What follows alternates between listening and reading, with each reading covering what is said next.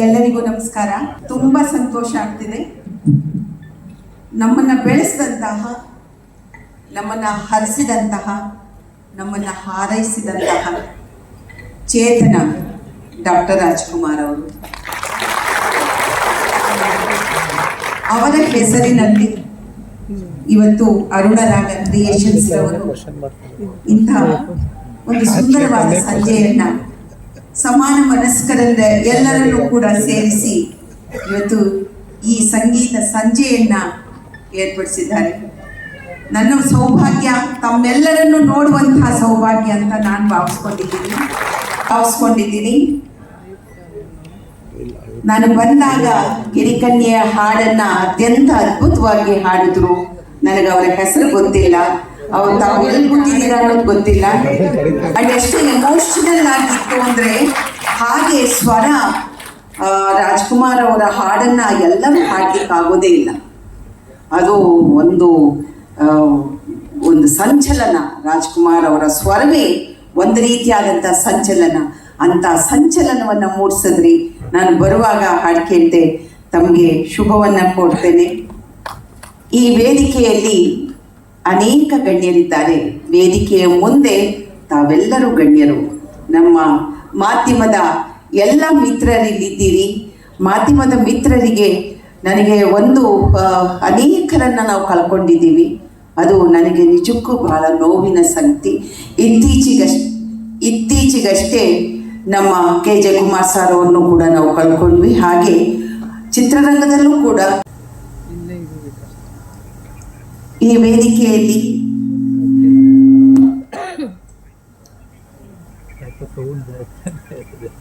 ನಾನಾಗಲೇ ಕರೆದೆ, ಸೀನಣ್ಣ ಅಂತಾನೆ ಕರೆಯೋದು. ನಮಗೆ ಸಹೋದರರಾಗಿಯೇ ಇವತ್ತು ಅವರು ಅಂದಿನಿಂದ ಇಂದಿನವರೆಗೂ ತನ್ನ ಸಹೋದರ ಭಾವವನ್ನು ಹಾಗೆ ನಡ್ಕೊಂಡು ಬಂದಿರತಕ್ಕಂಥ ಒಂದು ಹಿರಿ ಜೀವ. ನನಗೆ ಅವ್ರು ಬಂದಿರತಕ್ಕಂಥದ್ದು ತುಂಬ ಸಂತೋಷವನ್ನು ತಂದಿದೆ. ನಮ್ಮ ಮನೆಯವರು ಬಂದಿದ್ದಾರೆ ಅನ್ನುವಂತಹ ಸಂಭ್ರಮ ನನಗೆ. ನಾನು ತುಂಬ ಗೌರವದಿಂದ ನಿನ್ನನ್ನು ಮಾಡ್ಕೊಳ್ತೀನಿ ಅಣ್ಣ. ಹಾಗೆ ನಾನು ರೇಖಾ ಅವರಿಗೆ ನಾನು ಮೊದಲನೇ ಬಾರಿ ಕಂಡೆ.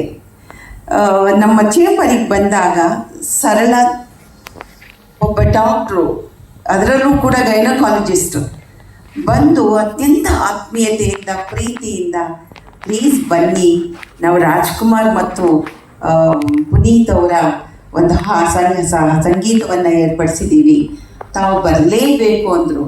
ನನಗೆ ಅವರ ಪ್ರೀತಿಯನ್ನು ಕಂಡು ಬರಲೇಬೇಕು ಅಂತ ಅನ್ನಿಸ್ತು. ತಮ್ಮ ಪ್ರೀತಿಗೋಸ್ಕರವೇ ಬಂದಿತ್ತು ರೇಖಾ. ಒಳ್ಳೆಯದಾಗಲಿ. ಈ ವೇದಿಕೆಯಲ್ಲಿ ಅನೇಕ ಗಣ್ಯಮಾನ್ಯರಿದ್ದಾರೆ. ನಮ್ಮ ನಿರ್ಮಾಪಕರಾದಂತಹ ನಮ್ಮ ಸುರೇಶ್ ರವರು, ಗೋಲ್ಡನ್ ಸುರೇಶ್ ರವರು ಇಲ್ಲಿದ್ದಾರೆ. ಅವರಿಗೆ ಮತ್ತು ಶೋಭಾ ಅವರಿದ್ದಾರೆ ಮೇಡಮ್. ಅವರು ನಿಮ್ಗೆಲ್ಲರಿಗೂ ಕೂಡ ಪ್ರತಿಯೊಬ್ಬರಿಗೂ ವೇದಿಕೆಯಲ್ಲಿರ್ತಕ್ಕಂಥ ಪ್ರತಿ ಗಣ್ಯಮಾನ್ಯರನ್ನ ನಾನು ಸ್ಮರಿಸ್ತಾ, ವೇದಿಕೆಯ ಮುಂದಿರ್ತಕ್ಕಂಥವ್ರನ್ನು ಕೂಡ ನಾನು ಸ್ಮರಿಸ್ತಾ ನನ್ನ ಕೆಲವು ಅಭಿಪ್ರಾಯಗಳನ್ನು ಹೇಳಬೇಕು ಅಂತ ಅನಿಸುತ್ತೆ. ಒಂದನೇದಾಗಿ, ರಾಜ್ಕುಮಾರ್ ಅವ್ರ ಜೊತೆಯಲ್ಲಿ ನಟಿಸೋದಂದರೆ ಅಷ್ಟು ಸುಲಭದ ಮಾತಲ್ಲ. ಇದು ನಾನು ಹೇಳ್ತಾ ಇರೋದು 1975 ಇಸ್ವಿ. 75ರ ಇಸ್ವಿಯಲ್ಲಿ ಡಾಕ್ಟರ್ ರಾಜ್ಕುಮಾರ್ ಅವ್ರ ಜೊತೆ ನಂದು ಪ್ರೇಮದ ಕಾಣಿಕೆ ನನ್ನನ್ನು ಆಯ್ಕೆ ಮಾಡಿದಂಥ ಮೊದಲ ಚಿತ್ರ. ಪ್ರೇಮದ ಕಾಣಿಕೆಗೆ ನಾನು ಚೆನ್ನೈಗೆ ಹೋಗುವಾಗ ರಾಜ್ಕುಮಾರ್ ಆಗಾಗಲೇ ಗೌರಿಶಂಕರದಷ್ಟು ಎತ್ತರಕ್ಕೆ ಏರಿದಂಥ ಮಹಾನ್ ನಟರಾಗಿದ್ದರು. ಅವ್ರ ಮುಂದೆ ಏನೂ ಗೊತ್ತಿಲ್ಲದಂತಹ ಮಂಗಳೂರಿನಲ್ಲಿ ಹುಟ್ಟಿದವಳು ನಾನು, ಚಿಕ್ಕಮಂಗ್ಳೂರಿನಲ್ಲಿ ಬೆಳೆದವಳು. ನನಗೆ 16 ವರ್ಷ. ಆ 16 ವರ್ಷದಲ್ಲಿ ನಮ್ಮ ಅಕ್ಕ ನಮ್ಮನ್ನು ಚೆನ್ನೈಗೆ ಕರ್ಕೊಂಡೋಗಿದ್ರು. ಇವತ್ತು ಚೆನ್ನೈ, ಅವತ್ತು ಮದ್ರಾಸ್. ಹಾಗೆ ಇಂಡಸ್ಟ್ರಿಯಲ್ಲಿ ಹೋದಾಗ ಆ ಕುಟುಂಬ ಒಂದು ಕ್ಷಣಕ್ಕೆ ಅದು ನಮ್ಮ ಕುಟುಂಬ, ನಮ್ಮ ಮನೆ ಆಯಿತು. ಅದು ಪಾರ್ವತಮ್ಮವರು ನನಗೆ ಸಾಕ್ಷಾತ್ ತಾಯಿ ಇದ್ದ ಹಾಗೆ. ಇವತ್ತು ನಾನು ಈ ವೇದಿಕೆಯಲ್ಲಿ ಏನಾದರೂ ನಿಂತಿದ್ರೆ, ಅದು ವಾಣಿಜ್ಯ ಮಂಡಳಿ ಇರ್ಬೋದು ಅಥವಾ ಯಾವುದೇ ಸರ್ಕಾರದ ಯಾವುದೇ ಹುದ್ದೆಯಲ್ಲಿ ನಾನಿದ್ರೂ ಕೂಡ ಅವರ ಆಶೀರ್ವಾದ, ಅವರ ಹಾರೈಕೆ ಯಾವತ್ತೂ ಕೂಡ ನನ್ನ ಮೇಲೆ ಒಂದೇ ಥರನಾಗಿರ್ತಿತ್ತು. ನಾನು ಈ ಸಂದರ್ಭದಲ್ಲಿ ಇದನ್ನು ಹೇಳಲೇಬೇಕು. ಪ್ರತಿ ಸಲ ನಮ್ಮಲ್ಲಿ ಒಂದು ವಾಡಿಕೆ ಇದೆ. ಹೊಸ ಸರ್ಕಾರ ಬಂದಾಗ ರಾಜ್ಕುಮಾರ್ ಅವ್ರ ಮನೆಗೆ ಬಂದು ನಮ್ಮಲ್ಲಿ ಕಲಾವಿದರಿಗಾಗಿ ಒಂದು MLC ಸ್ಥಾನ ಇದೆ. MLCಗೆ ಒಂದು ಹೆಸರನ್ನು ಸೂಚಿಸಿ ಅಂತ ಹೇಳಿ ರಾಜ್ಕುಮಾರ್ ಅವರು ಯಾರನ್ನು ಹೇಳ್ತಾರೆ ಅವರನ್ನೇ ಅವರು MLCಗೆ ನಾಮಕರಣ ಮಾಡೋದಕ್ಕೆ ಹೇಳೋರು.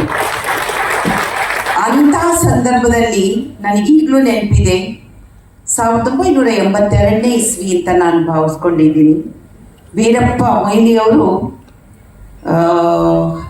ಮುಖ್ಯಮಂತ್ರಿಗಳಾಗಿ ಆಯ್ಕೆ ಆಗಿದ್ದರು. ಆಗ ತಾನೆ ಅವರು ರಾಜ್ಕುಮಾರ್ ಅವ್ರ ಮನೆಗೆ ಬಂದರು.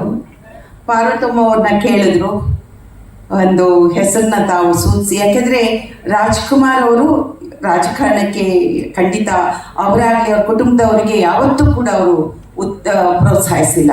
ಬೇಡ ಅಂತ ಹೇಳಿದಂಥ ಜೀವ ಅವರು ಬಂದಾಗ ನಮ್ಮ ಇಂಡಸ್ಟ್ರಿನಲ್ಲಿ ಎಷ್ಟೊಂದು ಜನ ಇದ್ದರು. ಬಟ್ ಅವರು ಆಯ್ಕೆ ಮಾಡಿದ್ದ ಹೆಸರು ಜಯಮಾಲನನ್ನು MLC ಮಾಡಿ. ಇದು 82ನೇ ಇಸ್ವಿ. ನಂತರ 82ರಲ್ಲಿ ನಾನು ಆಗಲಿಲ್ಲ, 82ನೇ ಆಗ ಆಗಲಿಲ್ಲ. ನಂತರ ದೇವೇಗೌಡರು ಬಂದರು.